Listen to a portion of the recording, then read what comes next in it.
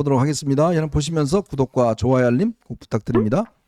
한동훈 대표가 어제 광주를 찾았습니다. 우리 그 홍영림 원장이 아마 광주를 직접 따라갔는데 아마 거기서 많이 뵀다는 분들도 계시는 것 같아요. 하문순 님도 거기서 홍영림 원장하고 뵀다고 그러는데 어제 모르겠으면 저희는 이제 화면으로 봐서 그런데 현장의 열기는 좀 어땠나요? 그러니까 저가 이제 그 지난주에 이제 송파 석촌호수도 갔었고 네네. 뭐 이번에 광주도 갔었는데 사실 광주 가면서는 뭐 거의 기대를 안 했죠. 뭐그 광주는 지금 김문수 후보도 거의 이 지금 선거운동이 안 되고 있는 네네. 지금 상황이고 지난번 한덕수 총리는 본인이 호남 출신인데도 불구하고 뭐 가서 굉장히 봉변을 당했던 곳이고 그래서 과연 어떨까 하는 뭐 좀 약간 걱정스러운 마음도 있었는데 뭐 전혀 그런 거 없고 네. 뭐 또 역시 지지하시는 분들 많이 모여 있었고 열기도 괜찮았고 그리고 이제 이제 사전 투표를 10시에 하시고 그 12시까지 이제 약간 이제 남는 시간에 그 옆에 이제 그 커피 마시는 데 가서 그걸 갔더니 이제 한 3층 거의 3층은 이제 한 대표와 또 이제 지지자분들이 거의 전세 내다시피 네. 어저께 그 찻집 진짜 차 많이 팔았어요. 오. 예, 그러니까 이제 저랑 김현주 대변인 뭐 옆에 같이 앉아 있었는데 저희도 날이 더우니까 좀 시원한 거 한 잔 마시고 싶었는데 네네. 이제 거기 이제 물어봤거든요. 그랬더니 지금 주문이 40잔이 밀려 있어갖고 잔이 이게 언제 나올지 모르겠다. 그래서 네. 그럼 우리 물부터 좀 마시자. 그러고 음. 그랬는데 그 지지자분들이 3층에 다 올라와갖고 한 분 한 분 사인 받고 한 분 한 분 사진 찍고 그러나 팬미팅 비슷하게 그러면서 12시까지 시간이 금방 지나갔습니다. 그래서 상당히 분위기가 화기애애하게 좋았고 그리고 어저께 그곳에서 했던 연설은 이제 호남에서 보수 정치가 어떻게 가야 되는지 그 부분에 대해서 상당히 적확하게 찍어주는 그런 굉장히 참 좋은 연설이지 않았냐. 이제 거기 여러분들도 잘 아시죠? 박은식 네. 전 비대위원 그 광주 동남을에서 출마했던 내과 있었죠. 이제 청년 의사 박은식 후보 전 비대위원도 어저께 거기 가서 만났는데 거기가 이제 광주 동남을이라는 지역이에요. 그 이제 구도심 지역에. 그래서 만나는데 참 박은식 전 비대위원도 광주에서 굉장히 고생을 많이 했잖아요. 네, 지난번 네. 그래서 그때 얻은 득표율이 8.8%인가 뭐 8.4%인가 그래요. 그래서 10%가 안 돼서 이게 이제 그 선거 자금 보존도 어렵고 뭐 그랬었는데 그런 분들을 비롯해서 어저께 한 전 대표가 얘기했던 거는 선거할 때마다 어렵다는 거 알면서도 계란으로 바위치기 하면서 도전하시는 보수 정치인들이 있다. 이런 분들이 고통 없이 대한민국 정치가 발전할 수 있겠느냐. 그래서 대한민국 정치와 국민의힘 정치를 진짜 좋은 정치를 이끌어 가고 싶다라고 하는 그런 얘기를 했는데 거기서 이 호남에서도 보수 정치가 이렇게 좀 싹틀 수 있는 그런 기반이 됐으면 좋겠다라는 생각이 들었습니다. 사실 제가요, 뭐 이제 딴 걸 다 떠나서 그냥 정치인들 그냥 객관적으로 보면 정치인이라는 건 기본적으로 이 말입니다. 그죠? 말이 일단 감동적이어야 돼요. 연설을 잘해야 됩니다. 그리고 대중을 동원할 수 있는 힘이 있어야 돼요. 그래야 정치인이잖아요. 정치인 가는데 아무도 사진도 안 찍어 그러고 저 사람 누구야? 그런 사람은 정치인이 아니잖아요. 근데 요즘 그런 국회의원들 그런 분들이 있을 겁니다. 뭐 얼굴도 모르고 그런 분도 있을 것이고 뭐 대중 동원력 전혀 없는 사람도 있을 것이고 심지어 대선 후보까지 했다는 사람도 그런 사람들이 많아요. 네. 자, 그러면 지금 이제 어차피 이제 대선은 끝날 것이고 그 대선 이후에 뭐 당선되든 안 되든 간에 이 보수가 이제는 정말 변해야 된다라는 정말 이 많은 예로와 같은 뜻과 저게 많지 않습니까? 이번에 많은 또 당원들도 처음에는 김문수가 단일화 잘 할 줄 알고 우리가 찍어줬는데 이거 완전 사기당했다는 분들도 많고. 그렇죠. 그러면 이 보수 개혁을 이뤄내야 되는데 그럼 거기서 한동훈 전 대표가 어떤 역할을 해야 될까라는 부분에 대한 이제 많은 관심들이 이제 쏠리는 것 같아요. 아주 뭐 가장 간명하게 얘기하면은 윤석열 정치는요 보수의 외피를 둘러쌌을 뿐이지 보수의 진정한 정신으로부터는 완전히 일탈을 해버렸어요. 네네. 가짜 보수였어요.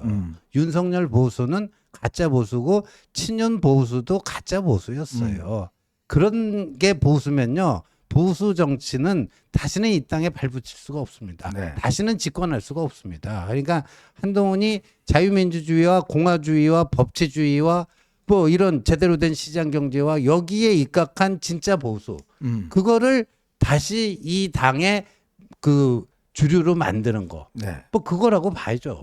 예. 그러니까 요즘 이제 가는 곳마다 외치는 것이 심지어 김문수 앞에서도 친윤 구태 청산 없이는 이 당의 미래가 없다라고 얘기하지 않았습니까? 네네. 그러니까 진짜 보수를 복원하는 길이죠. 예. 근데 이제 이런 속에서 홍준표 지금 전 시장이 하와이에서 계속 메시지를 발신하고 있습니다. 그러면서 지금 뭐 이준석한테 손을 들어줬어요. 근데 이분이 정계 은퇴를 한 게 아니라 진짜 국민의힘만 떠난 것 같아요. 그렇죠. 뭔가 하려고 그러는데 이번에 아마 이게 저 젓가락 때문에 꽤 힘들어질 것 같긴 한데 어쨌건 저는 그런 생각이 들어요. 아마 한동훈 전 대표 같은 경우는 많은 아마 보수 지지자들이 이제 대안이 없다 더 이상. 보수가 당장 내년 6월 달이 이제 지방선거입니다. 근데요 이번 지방선거 현역 그 자치단체장 그다음에 자치 의원들 국민의힘이 꽤 많습니다. 그렇죠. 서울만 하더라도 시의원이 100명이 넘어요. 100명 넘죠. 서울시장을 비롯 다 있고. 네. 근데 이런 분위기면 아마 내년에 초토화될 겁니다. 네, 초토화됩니다. 이거 바뀌지 않으면요 아마 시군구 뭐 여기 뭐 시의원 구의원들 자치단체장 아마 거의 뭐 제가 볼 때는 거의 뭐 토벌될 거예요. 그러면 이분들도 살아야 될 거 아닙니까? 그러려면 국민들한테 우리가 바뀌었어요. 우리 아이가 바뀌었어요. 라고 하듯이 우리 보수가 바뀌었어요. 우리 국민의힘이 바뀌었어요. 라는 부분에 대한 뭔가 신뢰와 확신을 줘야 내년에 지방선거도 한번 해볼 만한 거 아니겠습니까? 그렇죠. 이게 그 2017년 탄핵 정국에서 이제 뭐 많이들 얘기했지만 보수의 몰락이었다. 근데 다행히도 이제 재건이 됐지 않습니까? 그 재건이 됐다가 금세 또 다시 또 이제 그 네. 몰락 수준으로 가는데 이거를 과연 그 누가 어떤 식으로 재건할 수 있을지에 네. 대해서는 뭐 사실 판단이 그렇게 어려운 건 아니죠.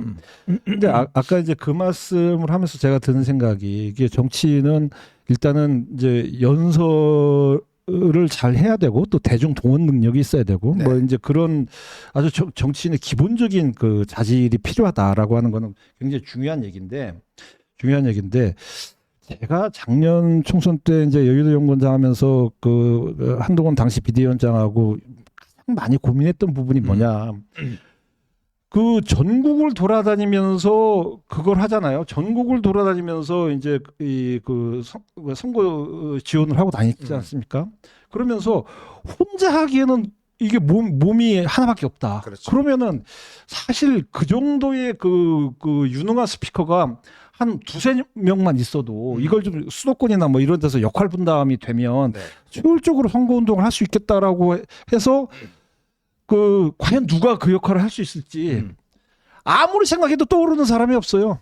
아무리 생각해도. 그러면 지금 뭐 저번에 당대표 나왔던 뭐 저기 뭐야 윤상현 뭐 그 나경원 안철수 뭐 이런 분들이 자기 지역구에서도 허덕허덕대면서 남의 지역구 가서 지원할 수 있는 여건도 안 됐단 말이죠. 네. 근데 예전에 선거들 보면 상당히 비중 있는 정치인들이 자기 지역구는 또 그냥 나름대로 굴러가게 놔두고 주변에 다른 데를 또 돌아다니면서 적극적으로 지원을 하면서 이 전국적으로 붐을 일으킨 경우가 굉장히 많지 않았습니까? 뭐 한편 중간 보수라고 그러죠.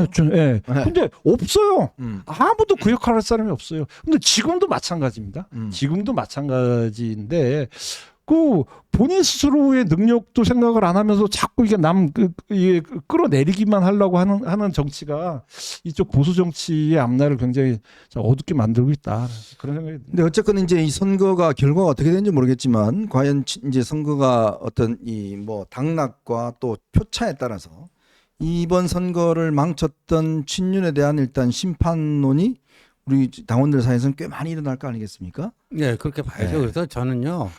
선거 결과와 그 데이터 관련해 건 두 가지 관전 포인트가 있다고 보는데 1위와 2위의 격차가 두 자릿수가 나는가 안 나는가.